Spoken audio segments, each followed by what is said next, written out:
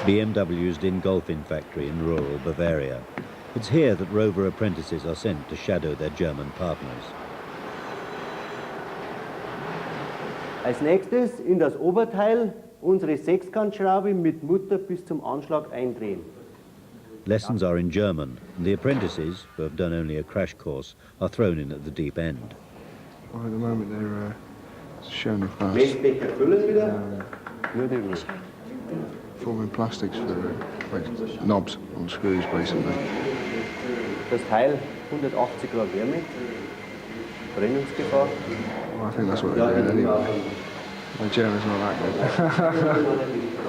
A couple of apprentices seek refuge from German food and language. Couldn't understand anything at all about the lesson. There was a few words we picked up. What was the one about? Franchising. They were talking about companies. I got that, but not a lot. No. But we tried to translate some of the words with a dictionary, but it just didn't work. So we gave that up as well. But no, we couldn't understand anything at all. We need you. Yeah. Problems with the seat? Problema, I can't see. Rob and his partner Heiko are working on a joint design project. The problem now is the steering Yes. is fixed on the seat. To the bottom plate. Yeah, to the bottom plate.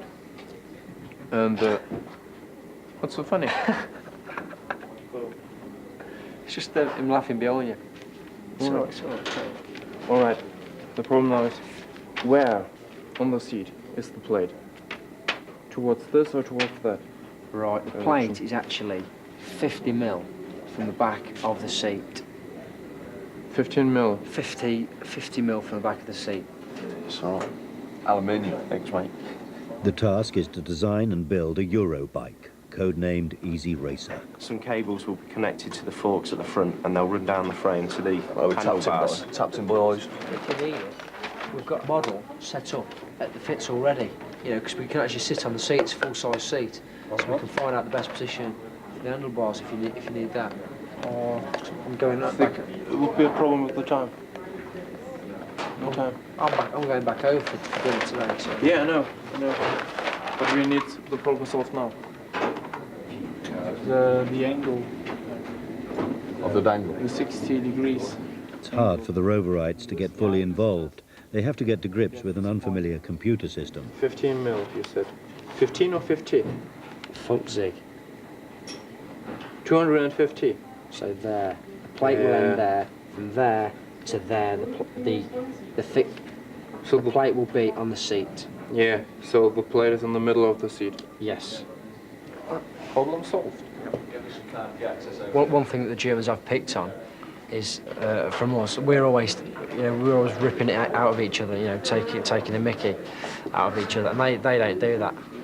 And it's obvious, even just in the little groups that we're in now, that we're having such a better time than they are. They seem to get hassled over the slightest little thing. They seem to get really weirded out by the work they're doing. They're like pulling the hair out of their head, trying to get things done, and things are still being done, and they seem to think they're not, don't they?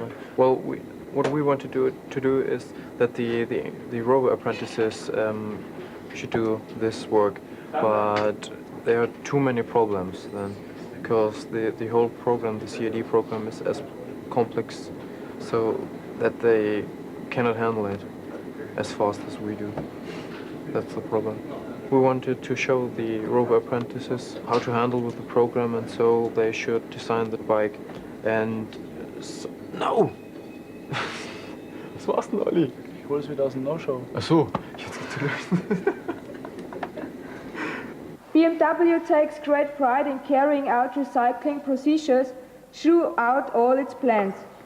It is one of At BMW's Heritage Centre, the apprentices sit through a series of lectures.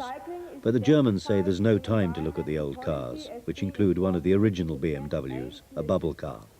I would like to tell you first about the history of recycling in BMW. In April 1990, BMW was the first car. Back in the Midlands, Achim and Mike go for a pint. Socialising with workmates is not a very German habit, but surprisingly in Bavaria they can drink on the job. Particular situation in Bavaria that you can drink beer. machines, you can throw cash in it and get a beer. That's completely... Or a little bottle or a can? Okay, right. No problem. You can have two, it's no problem. Well, our mechanics from the workshop went over on their training, and they came back, and the first thing they said was, "Can we have the Bavarian breakfast on Friday lunchtime, please?" What? Sausage and beer at 10 o'clock in the morning. It was like... It's 9 o'clock in the morning. 9 o'clock. To be correct, it's 9 o'clock in the morning, yes. We even do that to certain regulations, And very typical German is to ask for a regulation, because you normally assume that there will be a regulation, and you are afraid to hit it. So you are asking before in order not to hurt it, and maybe this causes a number of regulations. Because maybe there is no regulation at all, even if you assume that there's a regulation. But because someone's asked the question, and someone goes and makes a rule up. Idea, okay, that's useful to have a regulation for that. And this way the German regulations are invented. Over in Longbridge and that, you kind of know what's going on, because you chat about it. You bump into each other and sort of talk about what somebody else is doing. So you know where things are going, and there's a bit more free general communication over at Longbridge. Whereas over here it seems to be very structured. You talk about it in a meeting, and you wouldn't dream of talking outside the meeting. But that seems to be, we seem to be modifying that a bit. People seem to be knowing what's going on elsewhere. The trade unionists are at the airport after an all-day meeting setting up the new committee, which will be consulted about BMW's future business plans. We have got an intrinsic history of trade unionism within England, and it's a fantastic base.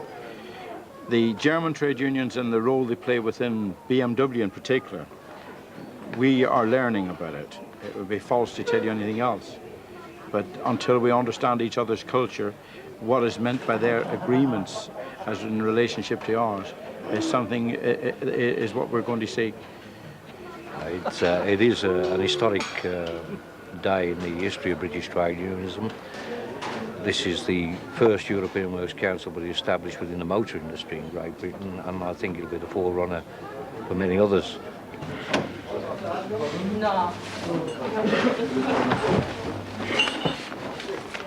Before going home, the apprentices drop into the BMW shop for a moment of fantasy. Do you do British racing green colour? No. No British. Blue, yeah, or red. Yeah, blue. Red. I probably have red. What colour would you have? Black. Moderate. There are differences. There's big differences in the thought processes between the way we both used to work. And we're now finding a somewhat common ground, which is not familiar to either of us, but I think on both sides we're thinking it's actually a bit better. Well, it's it's been all right, isn't it? We, unfortunately, due to the language difficulties, couldn't work together quite as well as we might have been able to. So ended up the Germans were doing quite a bit. But the first couple of days, the Germans had team meetings in the morning, and then straight after the team meetings, which of course were in German, they go straight off and do whatever they'd just been talking about without actually telling us what the meetings were about, what they discussed, and what they were going to do. And then we just sort of had to stand back. But we had a quiet word, and then after that they got us a bit more involved. They will take back as a souvenir lederhose, but they will never wear it at home.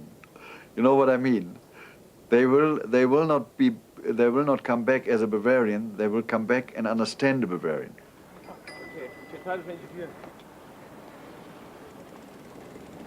Okay. You push me out, sir.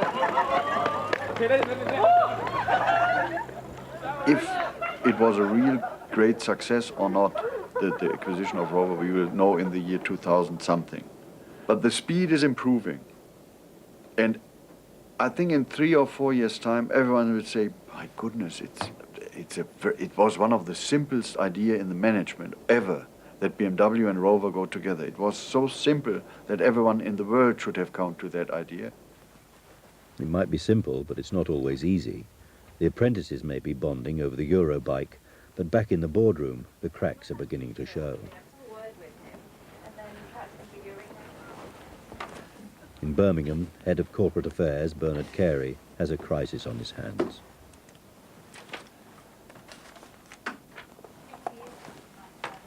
We have a very important announcement to put out today, later on, which will go to all 40,000 employees and go out to the press and everyone concerned with Rover.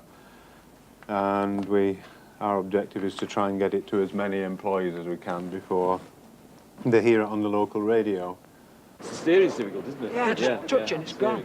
The chief executive of Rover, John Towers, has resigned unexpectedly. The company hasn't given any reason for his decision. John Towers will leave at the end of next month, amid reports that the parent company BMW were not giving him as much freedom to operate as he wanted. Hello. Oh, hello. Mr. Carey, I wonder, are you interested in talking to the Spiegel for a brief interview? I think there must be some problem with Bavaria, with BMW, and we would like to get his impression. Yeah. Well, no, I mean, the decision he's made is not through any negative influence at all. I think it's very much a case of his own personal decision to want to seek something new. And most probably signed an agreement which doesn't allow him to talk about the reason of his dismissal anyway. No, I don't think that's got anything to do with it. It's just, there's no question of him having been dismissed. I don't know where you've got that idea from. I mean, he's decided that the time is right for him now, personally, to move on to something else and to free himself up to pursue other personal plans. He's now asked the board to accept his resignation, and that allows him to do that, and gives the board the opportunity to demand of him some time before he does move to another company. All right. So thank you very much anyway for you. Okay. Yeah, all the best. Bye. Thank you. Bye. Interesting position. They coming from the point of view that he's been fired and he needs to. We're trying to cover it up and so on, but. That's, and he wouldn't accept at all the idea that this was John's decision to retire. Or not retire, resign.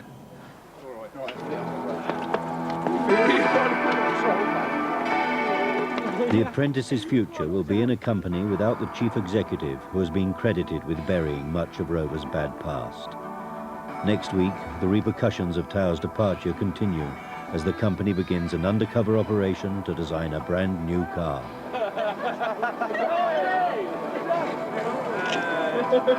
Have a race. Race the dealer. Yeah. Go for it. No, fair play to him. Oh, yeah. That's right. Thank you. Look at that.